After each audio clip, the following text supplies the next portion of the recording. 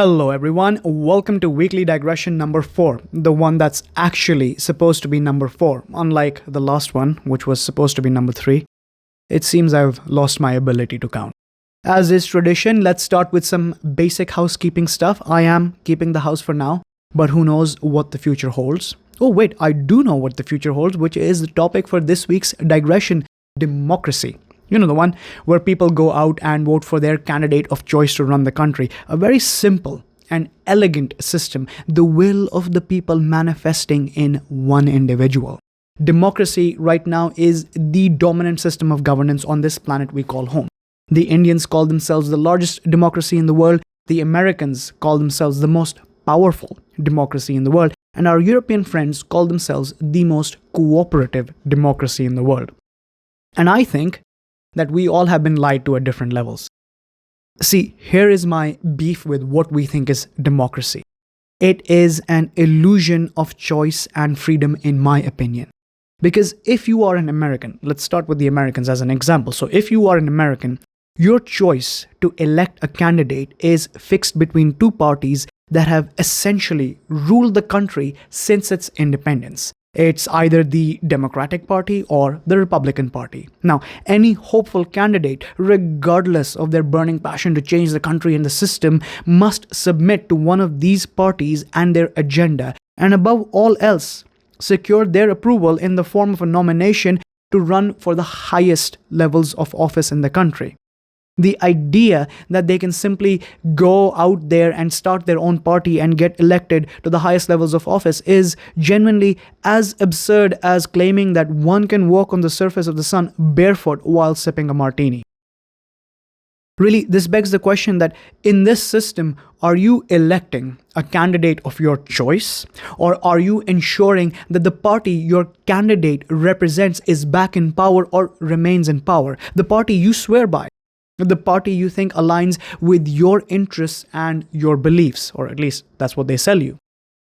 In my opinion, I think it is a never-ending back and forth between two parties and their agendas. All the while, they will claim that you as a citizen has a say in who gets to be in charge of the highest office in the land. The whole system has been carefully designed to give you this illusion that your vote matters and is making a difference. It isn't. And you are lying to yourself if you think it is. Really, you are being held hostage by two parties and your vote in the end doesn't even count. The electoral system decides who gets to be president. Your candidate could win the popular votes and they would still not get elected to office. What the hell kind of a democracy is that? Let's take the Indians as another example. The largest democracy in the world that is also being held hostage by two parties that have essentially ruled the country since its independence. Two parties that have dominated the highest offices and have given people this illusion that they have a choice. You have the Indian National Congress on one side and the Bharatiya Janata Party on the other side.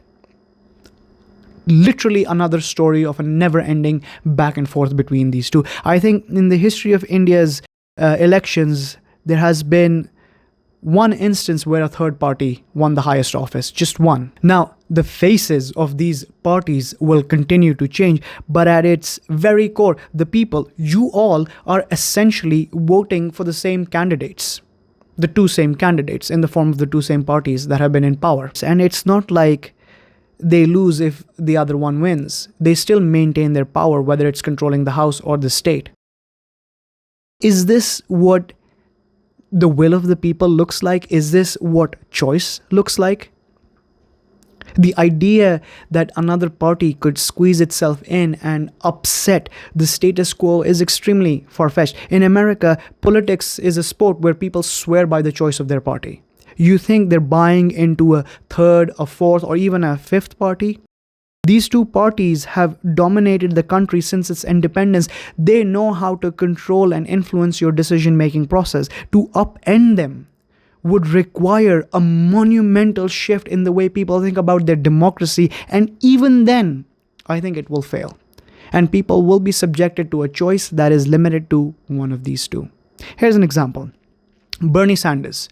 People want him to become president. It's all over social media, it's all over every message board, and you hear about it all the time. But the man never gets nominated as a candidate by either of these parties. Why does he not just go out and start his own political party and gather the support needed to become president? I'll tell you why. Because even he knows that the system that he's a part of will never allow it. And it's really all an illusion.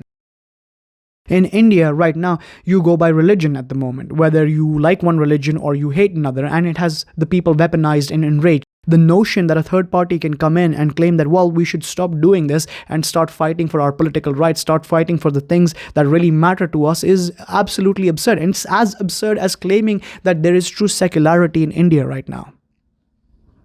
And on top of that, parties in both these countries are spending millions of dollars to ensure that there is no other choice and there will never be another choice. Even the media in both these countries has bought into the idea of supporting one or the other. That is the news you consume, the biases you are subjected to, the brainwashing that comes from all of this control and consumption. Where are you going to learn about a third or a fourth party or an independent candidate? Where do you think that's coming from?